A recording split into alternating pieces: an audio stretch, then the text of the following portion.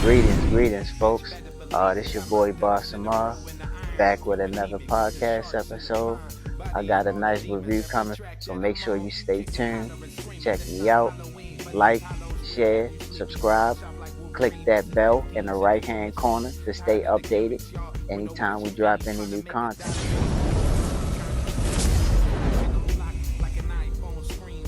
I just want to give a warm welcome to everybody who's been showing me love, and I would love to say thank you for supporting me through this journey as I rebrand myself and I keep things going.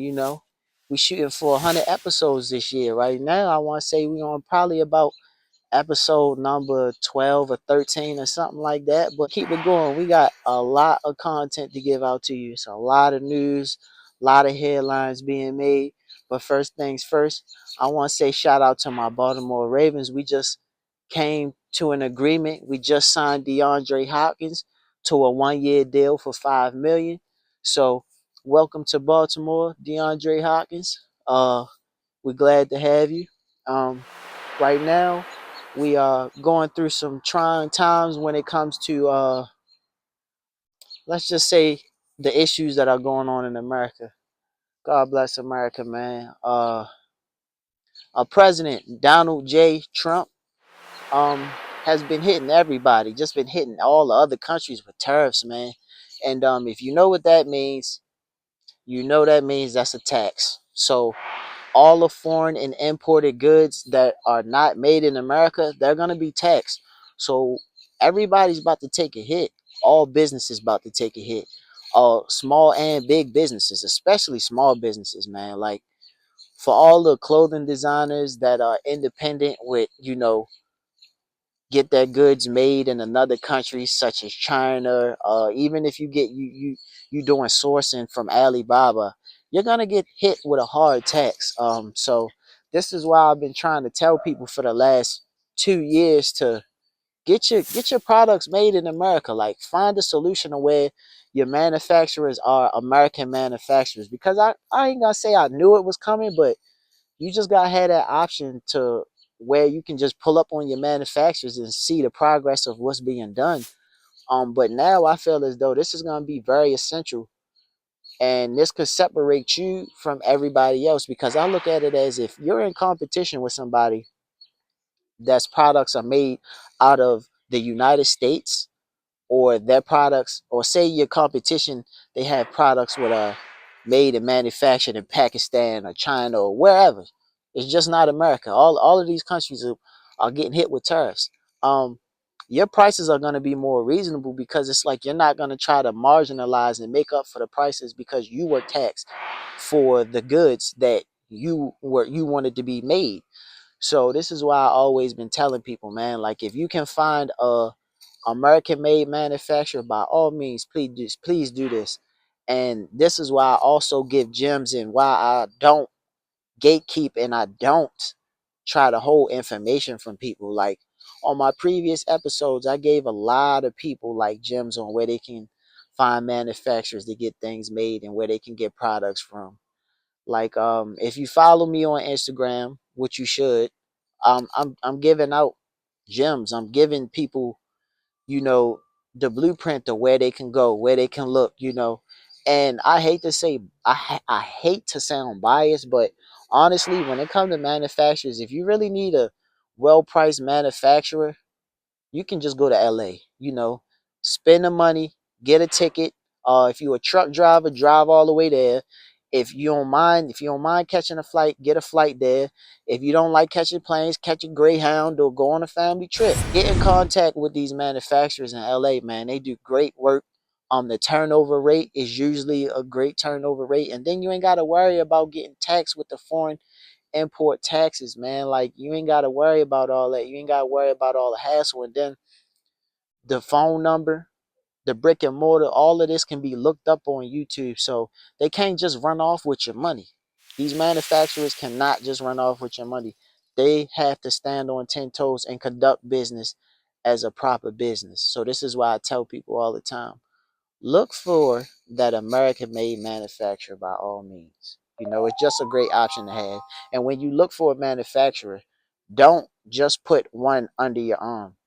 Look for multiple manufacturers. Don't just have one, have multiple manufacturers.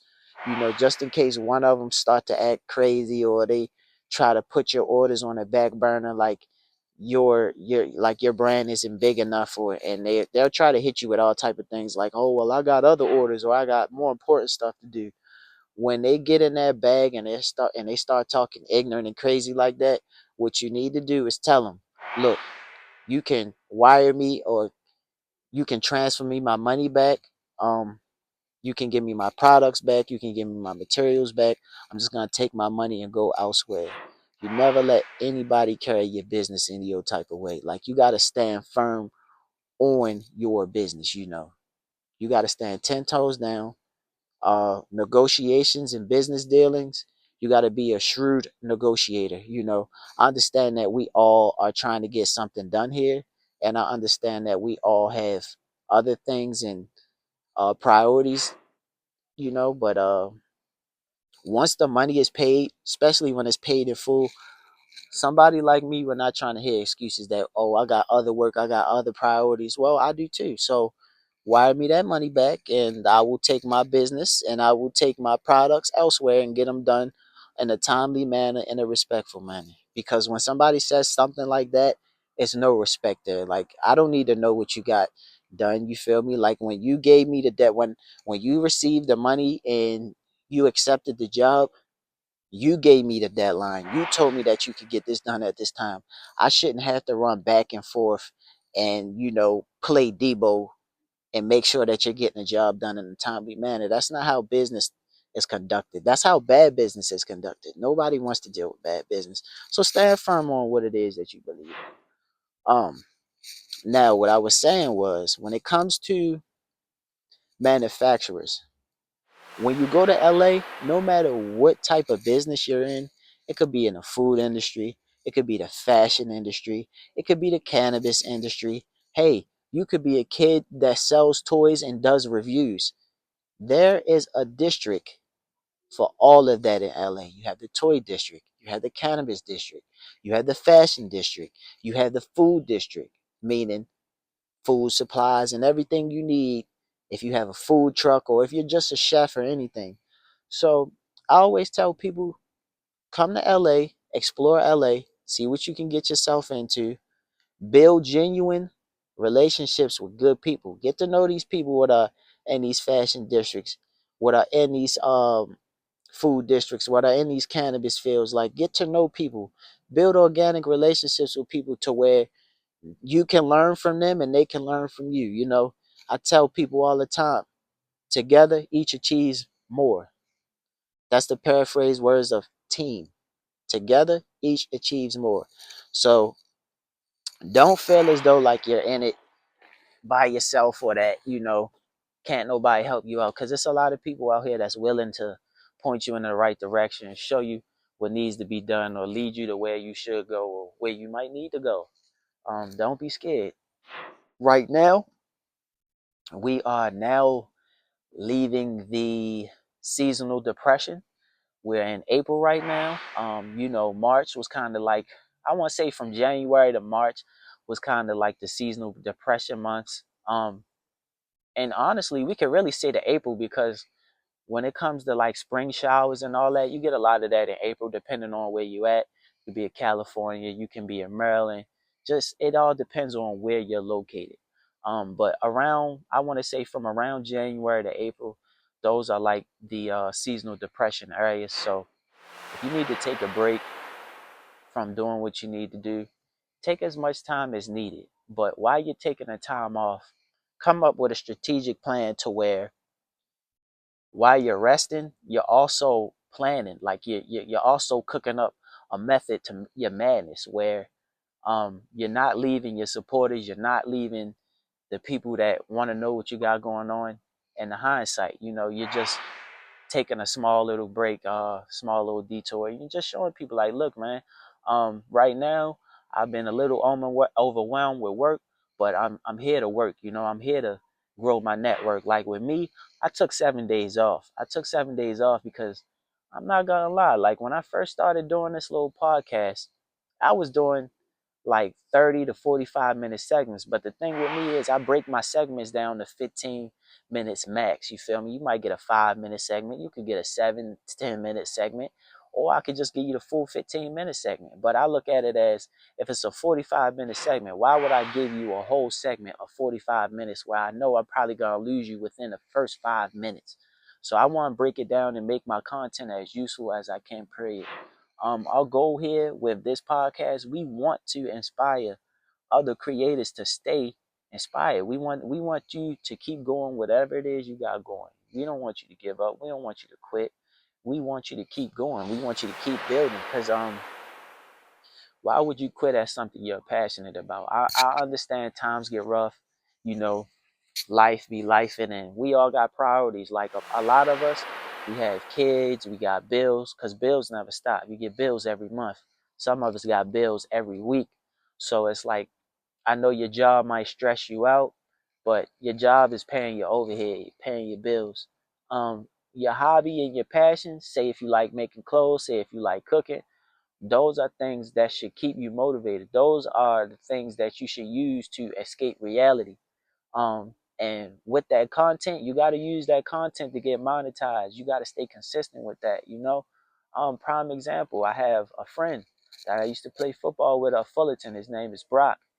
He's from Louisiana, and every week he sells Louisiana gumbo, Louisiana soul food, and he has this little order method to where he might make 50 to 100 styrofoam boxes. You know, the styrofoam box that had a main dish, and then they'll have two sides. So his main dish might be gumbo, and then they'll have two sides like some dirty rice or some mac and cheese and something like that. But look at it like this: if he does 50 to 100 boxes, we're gonna use 100 boxes, right? So imagine if he sells 100 boxes at $30 a box, or $20 to $25 a box. We just gonna say 30. So if he's selling 100 boxes at $30 per unit, and he sells out of those 100 boxes, that's 3K he made in one day. 3K he made in one day. It might take him a week to cook that food, but I look at it as, on that Friday, when he's ready to deliver those orders out, or people want to pick them orders out and he sells out, that's an extra 3K. That is a residual income that he has made for himself. Even if he only do it once out of the month, that's an extra 3K in his pocket. But imagine if he do this every Friday. It's 4 weeks in a month. You do 4 times 3. That's 12K he could possibly make if he markets his product the correct way, if he campaigns the correct way. Because I mean, who don't want Louisiana cooking? Who don't want gumbo? Especially in California, like, who don't love soul food? Everybody in this world loves good soul food. So market yourself in a way where you can't be denied.